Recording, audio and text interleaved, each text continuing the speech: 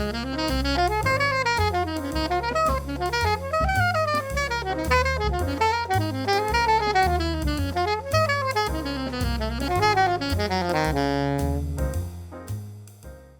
guys, Nathan Graybeal here. Today we're going to be talking about how to incorporate long, beautiful, extended lines within your improvisation. Over the last several years, I've studied a lot of solos from the greatest jazz musicians such as Charlie Parker and Cannonball Adderley to living players like Baptiste Herdman and Brent Burkhead. One of the mysteries I've always been interested in uncovering is how are they able to create these long 8th note or 16th note lines that are full of colorful, beautiful sounds. And ultimately what I've learned so far is that every single complex extended line that we love hearing can be broken down into a series of very simple melodic fragments that anyone can learn and digest. Chad LB is another player I've transcribed often that fluently improvises beautifully extended lines. And he's actually created this very helpful resource on this topic that we'll be going over today. The book's entitled Essential Bites. In it, you'll find a comprehensive list of over 100 practical melodic fragments, in which he actually labels as melodic bites, like a bite-sized piece of information or melody.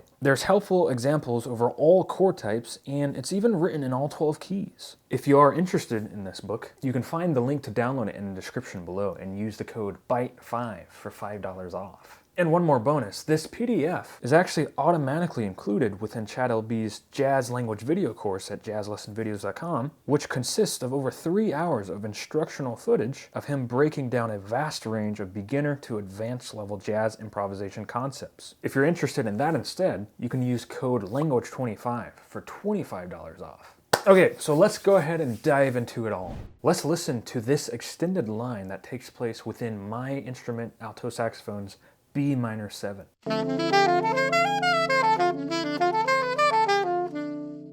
That's a lot of notes for just one chord, huh? How were we able to extract so much content within just a single chord? Well, as I mentioned earlier, every single complex line can be broken down into a series of melodic fragments, or what Chad calls it, bites. Here's the first one, which is found on page 1 of the Essential Bites resource, where it displays several bite options for upwards arpeggio-based lines. It's an F-sharp minor 7 arpeggio, a structure inherently found starting on the 5th of the B Dorian scale. For a B minor 7 chord, this structure gives you the notes 5, flat 7, 9, and 11. The next bite, also found on the same page of the resource, is a D major 7 upwards arpeggio, also an inherent structure found within B Dorian. This will give you the notes flat 3, 5, flat 7, and 9. The next 6 notes is a bite found in page 7 in a section called Downwards Major Licks. This is one of the listed options in D major, which has us start on D major's 9, and then we'll walk down to the 7th, and finally descend down the D major 7 arpeggio. But at the same time, this combination of notes, or this bite, ends up being B Dorian's 11, flat 3, 9, flat 7, 5, and flat 3 again. A great set of notes to play in this chord. I inserted these next 2 notes here to connect into the next bite, being a 2-note enclosure, 1 chromatic note below, and 1 diatonic note above, which targets the root here. Now here's a B minor 7 upwards arpeggio bite, found on page 6, giving you the good old fundamental chord tones, 1, flat 3, 5, and flat 7.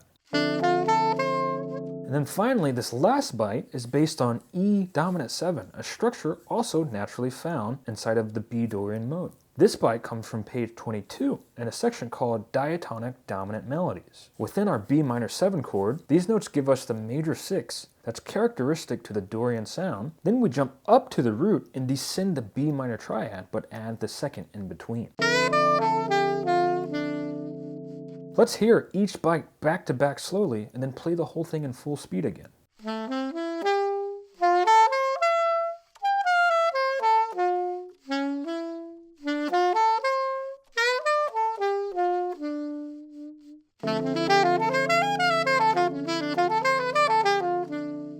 Awesome, so that was an example of a line created from the resource alone. Now let's look at a line from one of the greatest jazz improvisers of all time, Sonny Stitt. Before I do that, I want to share with you a personal anecdote that I learned about Sonny Stitt. Years ago, I got to work with one of the teachers at the Duke Ellington School of the Arts, found in Washington, D.C. And this teacher was mentored by Sonny Stitt himself. The teacher revealed to me that Sonny Stitt was extremely meticulous and methodical with jazz vocabulary. He would write down any and every idea that came to mind, relentlessly practicing them to mastery in all 12 keys. And he had a bookshelf of manuscript books that he filled up with pencil. Kind of like this here. I like to fill up manuscript books all the time. But I don't have an entire bookshelf filled, hopefully one day. Wait till I'm 50. I find this significant because it sort of reveals that Sonny Stitt was already on top of all this stuff that we're talking about. So in honor of Sonny Stitt, let's take a look at one of the lines that he played over the jazz standard Cool Blues.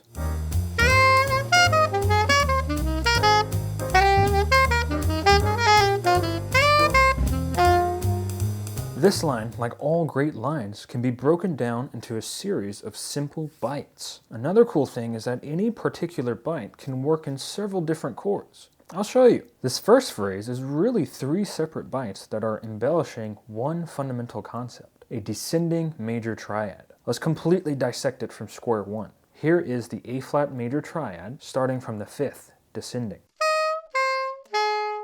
Now, let's play it in a zigzag motion. You see how now we're skipping down a triadic note, then play up to the note we just skipped, and then do it again? This is the structure that Sonny Stitt is intentionally embellishing. He approaches the first note with a diatonic note above, and then the next note a chromatic step below. Then he continues this alternating pattern for the rest of the zigzagged triad. Each of these 4 note cells can be considered their own bite. They would also sound great shifted over 1/8 note so that they instead start on a downbeat. Any of these bites could sound great over a variety of chords. Let's take the first bite and hear it over the original chord Sonny Stitt played it over in A-flat dominant 7. This gives us a chromatic approach from below to the 3rd and a diatonic approach from above to the 5th. Now, what would happen if we played this instead over an F minor 7 chord? With these exact same pitches, they are now functioning differently. We're now chromatically approaching the 5th, which gives us a different color than approaching the major 3rd in a dominant chord. And now we're diatonically approaching from above the flat 7. Also a much different color. This bite can be connected with several other bites, like this. Let's hear it.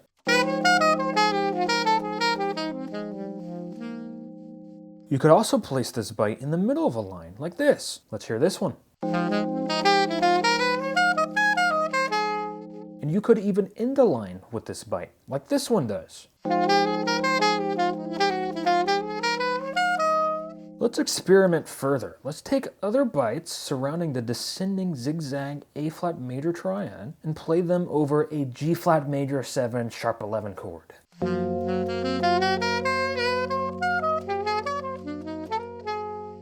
Now, all these notes are functioning to help us highlight the sound of the Lydian mode because it emphasizes the important sharp 11 that is characteristic to the Lydian sound that this chord comes from. We could actually use this entire line and connect it to other bites.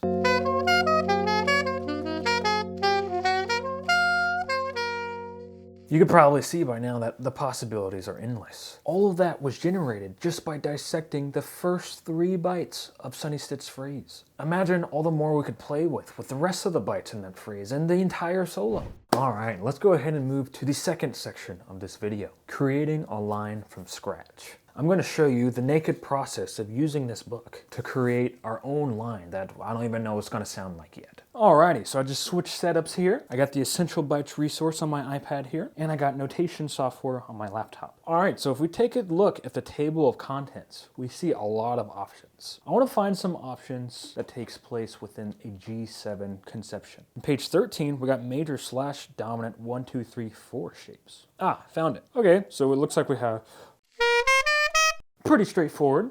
I guess there's no other way to play that. Let's start off our line with that. Nice. What other options we got? Page 28, diatonic dominant flurries. Okay, I really like that one, but the problem is that it starts on the root. My last note that I've written down here ends on the 4th. So it'd be a little odd to be like It's not the worst thing in the world, but it'd be cooler if my next note sort of voice led somewhere nearby. So a C is right next to a B. Is there any option that starts on a B? Interesting. You know, let's try to make it work. Nice. So now we're sort of creating a puzzle for ourselves. See, what are some more options? Dominant bebop chromaticism. The line so far is entirely diatonic so far. Let's put in some dominant bebop chromaticism. Okay, so I found G7 on page 41. There's 8 different options. Okay, so I found an option here. What I like about that one is that it begins on an E, and my last note was a D. So what I'm actually going to do is take this entire line so far and shift it up an octave, and then put that option that we just played.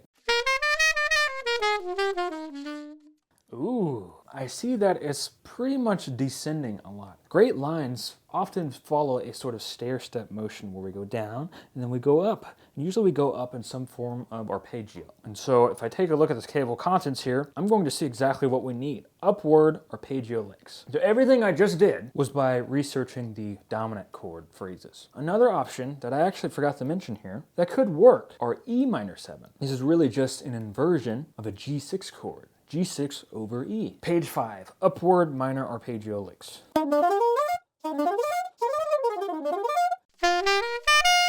It actually blends into this line quite nicely.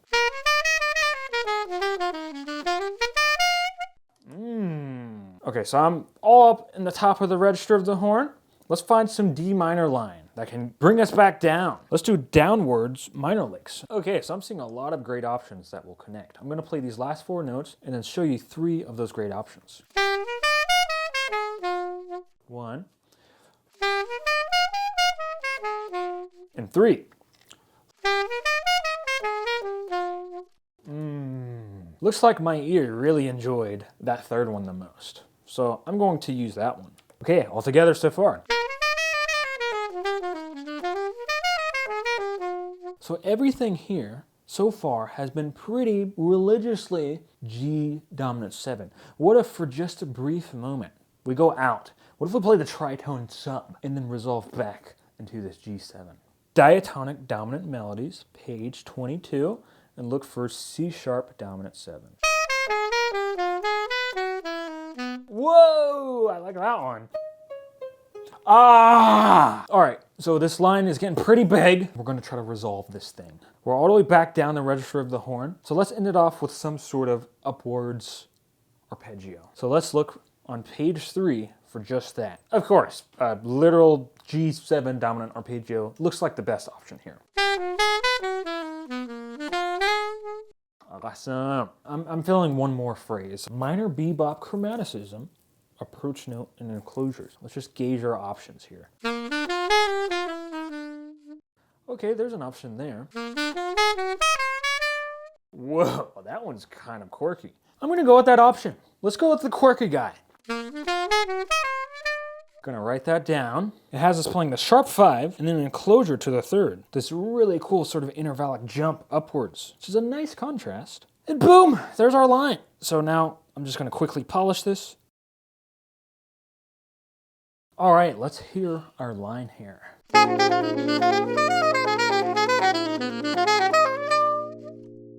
Alrighty, now the final section of this video. Let's discuss some ways to actually get this stuff into your improvisation. Obviously in a live setting, you won't get all this time, as we just did there, to think of all this stuff in the moment. So what's actually going on when people are improvising these blazing lines in the moment? Are they not actually improvising? Are they just playing memorized lines? Well, yes, they are improvising, but also yes, they are using some form of muscle memory. If this is confusing, consider this. Put on a backing track that vamps over a G major 7 chord, and now truly improvise over it. Don't think about any preconceived licks or anything.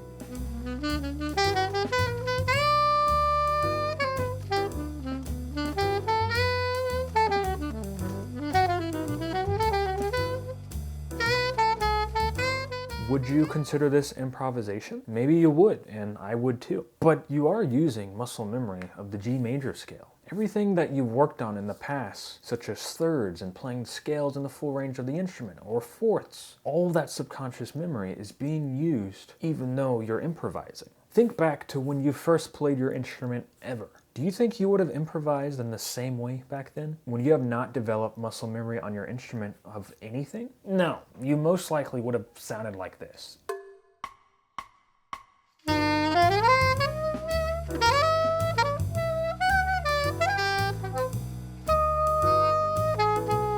Your past self could easily tell your present self, hey, you're not improvising. You're just playing pre-prepared licks. There's no way that's possible on the spot.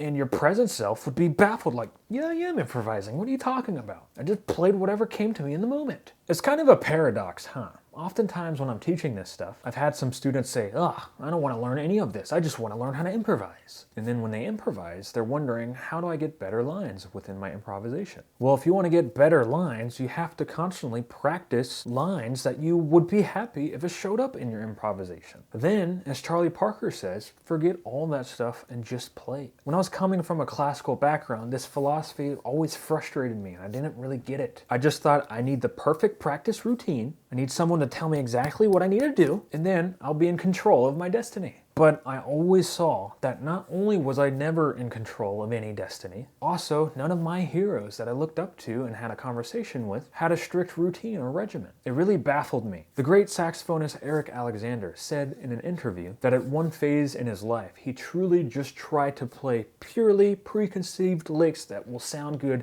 every single time. And after some great effort, he ultimately concluded that it's simply just not possible. So I would be bold and say, stop worrying that this is going to happen to your playing if you're studying preconceived licks. It cannot happen, even if you really wanted it to. If you do find yourself always playing the same material over and over on the same chord, it means it's time to study new great lines over that chord. Then this will open up new pathways in your brain to navigate through that chord with cool melodies when you're improvising. So with all that in mind, how to practice this stuff in a way that it'll get in your improvisation with the Essential Bites resource from ChatLB. First, open it. Go and sight read through it. Circle some bites that you immediately naturally like how it sounds. Liking it is the most important thing, because if you like it, chances are you'll probably practice it more. And what you like is a mirror of your own personality, because we're not all going to like the same things. Sticking to what you like in the long term leads to finding your own voice and really becoming original. Consider this question.